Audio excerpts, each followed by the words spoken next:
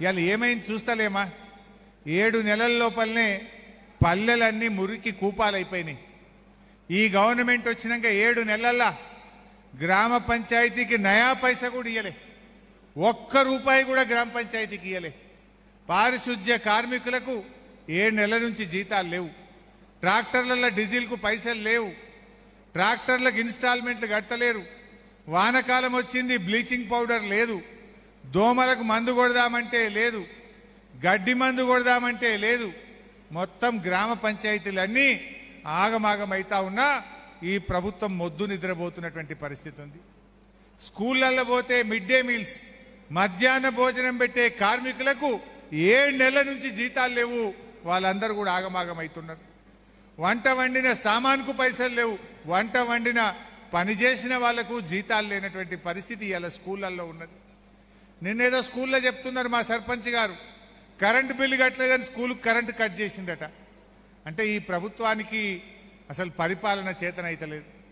పాలన గాలికి వదిలేసిండ్రు. ఎక్కడ చూసినా ఆత్మహత్యలు, ఎక్కడ చూసినా మానభంగాలు, మర్డర్ కేసులు జరుగుతూ ఉన్నాయి, హత్యలు జరుగుతూ ఉన్నాయి. నిన్న మనం చూసినాం ఖమ్మం జిల్లాలో ఒక రైతు పురుగుల మందాగి ఆత్మహత్య చేసుకున్న వీడియో మనందరం కూడా చూసాం. ఇప్పుడే ఈడ కూర్చొని చూస్తున్నా ముఖ్యమంత్రి గారి జిల్లా మహబూబ్ నగర్లో కలెక్టర్ ఆఫీస్లో ఇంకో రైతు ఇవాళ పురుగుల మందు దాగిన వీడియో వస్తూ ఉన్నది. అంటే ఈ రాష్ట్రంలో పాలన గాలికి వదిలేసిండ్రు.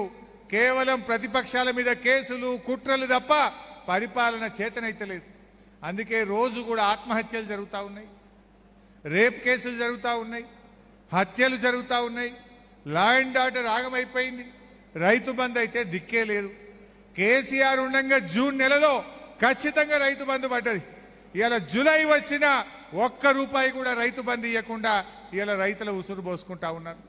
ఏమన్నంటే ఏరివేత, ఎవరికి గీత పెడదాం, ఎవరికి కోత పెడదాం, ఎవరికి బంధు పెడదాం, ఎంత కమ్మి చేద్దామని ఆలోచన చేస్తున్నారు తప్ప సకాలంలో రైతు బంధు ఇవ్వడంలో ఈ ప్రభుత్వం పూర్తిగా ఫెయిల్ అయిపోయింది. పాపం అవ్వా తాతలకు ఆ 2000 పింఛన్ కూడా వస్తలేదు. కేసీఆర్ ఉండగా 200 పెన్షన్ 2000 చేస్తా అంటే బరాబర్ 2000 చేసి ఇచ్చిండు మన కేసీఆర్. వీళ్ళు 4000 చేస్తామన్నారు. ఇంటికి 2 పింఛన్లు ఇస్తామన్నారు. అవ్వకిత్తం, తాతకిత్తామన్నారు. ఇంట్లో కొడుకు ఉద్యోగం చేసినా ఇస్తామన్నారు. 4000 ఇస్తామన్నారు. 4000 ఎటుపోయినాయో, ఇంటికి 2 పింఛన్లు అడిగిపోయినాయో, కొడుకు నౌకరుంటే పింఛన్ అడిగిపోయిందో కానీ ఇచ్చే 2000 కూడా వస్తలేవు. 2 నెలల పింఛన్ బాకీ పడ్డారు. మే నెల పెన్షన్ రాలే, జూన్ నెల పెన్షన్ రాలే, 2 నెలల పెన్షన్ బాకీ పడ్డారు. ఏప్రిల్ నెల పెన్షన్ మొన్న ఇచ్చిర్రు, జూన్ 25 తారీఖు ఇచ్చిర్రు. అది ఏప్రిల్. మే బాకీ, జూన్ బాకీ. అంటే పక్కన ఆయనేమో ఆంధ్రప్రదేశ్లో 4000 ఇచ్చిండ్రు, ఈయన 4000 ఎడవైనాయి. బాండ్ పేపర్ల మీద రాసి ఇచ్చిర్రు. 100 రోజుల్లో 4000 పింఛన్ ఇస్తామన్నారు. 4000 దిక్కు లేదు, ఇంటికి 2 పింఛన్లు దిక్కు లేవు, నౌకరున్నోళ్ళకి పింఛన్ లేదు, ఇచ్చే 2000 కూడా ఇయ్యని పరిస్థితి ఏర్పడ్డది. పింఛన్లు రావు, కరెంటు సరిగా రాదు, స్కూళ్ళల్లో కరెంటు కట్ అయిపోయింది, మధ్యాహ్న భోజనం వాళ్ళకు జీతాలు లేవు, పారిశుద్ధ్య కార్మికులకు జీతాలు లేవు, ఊర్లలో చెత్తెత్తుడు బంద్ అయిపోయిన పరిస్థితి ఉన్నది. రైతు బంధు రాదు. కళ్యాణ లక్ష్మి చెక్కులు 7 నెలల కళ్యాణ లక్ష్మి చెక్కులు వస్తలేవు. ఆడోటి ఈడోటి వచ్చినాయి అంటే అవి అప్పటి మన గవర్నమెంట్ బాబా చెక్కులే ఇంకా వస్తున్నాయి. ఈ గవర్నమెంట్ వచ్చినప్పటి నుంచి ఇప్పటికీ తులం బంగారం దిక్కులేదు. కళ్యాణ లక్ష్మి వచ్చే 1,00,000 రూపాయలు కూడా బంద్ అయిపోయింది. సర్కార్ దవాఖాన పోతే కేసీఆర్ కిట్ బంద్ అయిపోయింది, న్యూట్రిషన్ కిట్ బంద్ అయిపోయింది. అన్ని బందే. కోతలు పెట్టుడు, బంధు పెట్టుడు. ఇంతకు మించి కొత్తగా ఒక్కటన్నా వచ్చిందా ఈ ప్రభుత్వం వచ్చినాక? కేసీఆర్ కిట్ బంధు, కళ్యాణ లక్ష్మి బంధు, న్యూట్రిషన్ కిట్ బంధు, 24 గంటల కరెంట్ వస్తలేదు బాయికాడ, గ్రామ పంచాయతీలకు నిధులు బంద్ అయిపోయినాయి. ఇగో ఇది ప్రభుత్వ పనితీరు. ఇప్పటికే ఆశా వర్కర్లు రోడ్లు ఎక్కిండ్రు, అంగన్వాడీ టీచర్లు రోడ్డు ఎక్కిండ్రు, ఉద్యోగస్తులు టీచర్లు నోటీసులు ఇస్తున్నారు, ఇక మేము కూడా రోడ్ ఎక్కుతామంటున్నారు. ఎవరిని మీరు ఉద్ధరించిండ్రు? పాపం రైతుల్ని ఆగం చేసిండ్రు. నేను నిన్నెప్పుడో వ్యవసాయ శాఖ అధికారులతో అడిగిన, జిల్లాలో నాట్లు ఎంత పడ్డాయి భయ అని అడిగిన. ఏడాసారి అంతా 3% పడ్డాయి నాట్లు అంటారు. అరే జూలై వచ్చింది 3% ఏందయ్యా అంటే కాలం కింది మీద కనబడుతుంది. ఈ కాంగ్రెస్ వాళ్ళు మున్పటి లెక్క మన లెక్క కాలువల నీళ్ళు ఇస్తారో ఇయ్యరో, చెరువులు నింపుతారో నింపరో, నమ్మకం కుదురుతలేదు సార్, అందుకే నార్లు పోతలేరు అంటున్నారు. ఇగో ఇది వీళ్ళ పరిస్థితి. ఆనాడు కేసీఆర్ ఉండగా ధైర్యం ఉండే, అరే కాలం కాకపోయినా కేసీఆర్ ఉన్నాడు, కాళేశ్వరం కాలువలు వస్తాయి, మా కూడెల్లి వాగుల నీళ్ళు వస్తాయి, మా చెరువులు నిండుతాయి అనే ధైర్యం ఉండే. ఈ కాంగ్రెస్ వాళ్ళు దాన్ని కూడా ఎండబెట్టే పని చేస్తున్నారు. ఈ రకంగా పరిపాలన గాలి కొదిలేసిండ్రు, కేవలం ప్రతీకారం పగ దీని మీద మాత్రమే దృష్టి పెట్టిండ్రు. రేపు ఏమవుతుంది? ఈ రకంగా చేస్తే ప్రజలు ఊరుకుంటారా? తప్పకుండా మళ్ళా మా కేసీఆర్ మాకు కావాలి, మా బీఆర్ఎస్ మాకు కావాలని ప్రజలు తప్పకుండా మనం గౌరవిస్తారు. అందువల్ల మీరు మంచిగా ముందుకు పోదాం, ధైర్యంగా ఉండండి. మీకు తెలియదా, మనం మంచిగానే చేసినాం, కాంగ్రెస్ వాళ్ళు ఇంకా బాగా చేస్తామన్నారు. మనం 1,00,000 ఇస్తే వాళ్ళు తులం బంగారం కలుపుతామండ్రి, మనం 2,000 ఇస్తే వాళ్ళు 4,000 ఇస్తామండ్రి పింఛన్, మనం రైతు బంధు 5,000 ఇస్తే వాడు 7,500 అని, మహిళలకు 2,500 అండ్రి. ఏమన్నా వస్తుందేమో అని ప్రజలు ఆశించడం తప్పు కాదు. ప్రజలు తప్పకుండా మంచి అయిద్ది అనుకున్నారు, కానీ గిట్ల ఎలకల పడేస్తారని అనుకోలే. ఇప్పుడిప్పుడే ప్రజలకు అర్థమవుతా ఉంది. తప్పకుండా మన భవిష్యత్తు ఉంటుంది. మంచిగా పనిచేద్దాం.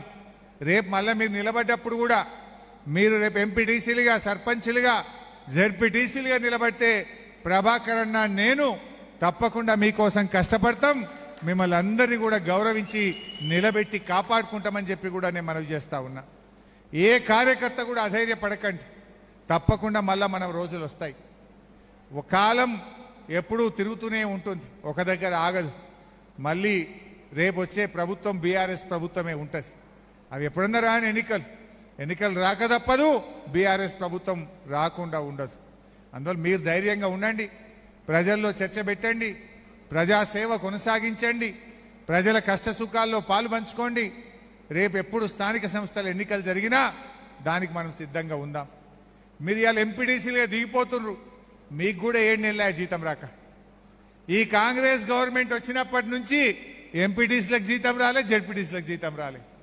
ఎంపీడీసీలకు జీతాలు రావు, జెడ్పీడీసీలకు జీతాలు రావు, సఫాయి కార్మికులకు పారిశుద్ధ్య కార్మికులకు జీతాలు రావు, ముసలోళ్ళకు అవ్వాతాతలకు ఆసర పింఛన్ రాదు, కళ్యాణ లక్ష్మి చెక్కు రాదు, దవాఖాన పోతే కేసీఆర్ కిట్టు రాదు. ఇగో ఇది కాంగ్రెస్ పాలన. పొద్దుందా కరెంటు పోతున్నది, కరెంటు పోయిందంటే పాపం ఆ కరెంటు ఉద్యోగులను సస్పెండ్ చేస్తున్నారు. నీకు పాలన చేతనైతే లేదు, నీకు కరెంటు చేతనైతే లేదు, రోజుకు 4 సార్లు కరెంటు పోతుంది, రైతులకు మోటార్లు కాలుతున్నాయంటే ఎవరైనా మాట్లాడితే కరెంటు వాళ్ళను ఉద్యోగుల మీద కేసులు పెడతా ఉన్నారు, ఉద్యోగులకు మెమోలు ఇస్తా ఉన్నారు, ఉద్యోగులను వేధిస్తా ఉన్నారు. నీకు పాలన చేతనైతే లేదు.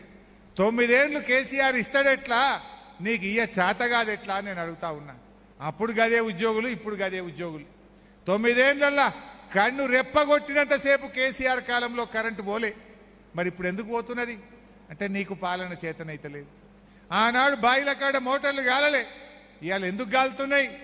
నీకు పాలన చేతనైతే లేదు. ఇవి వాస్తవాలు. కానీ నీ చేతగాంతనాన్ని ఉద్యోగుల మీద పెట్టి ప్రజలను, ఉద్యోగులను ఇలా ఉసురు పోసుకుంటున్నటువంటి ప్రభుత్వం ఇప్పుడిప్పుడే ప్రజలకు అర్థమవుతా ఉంది. అందువల్ల మనం కూడా ఓపికగా ప్రజల్లోకి వెళ్దాం.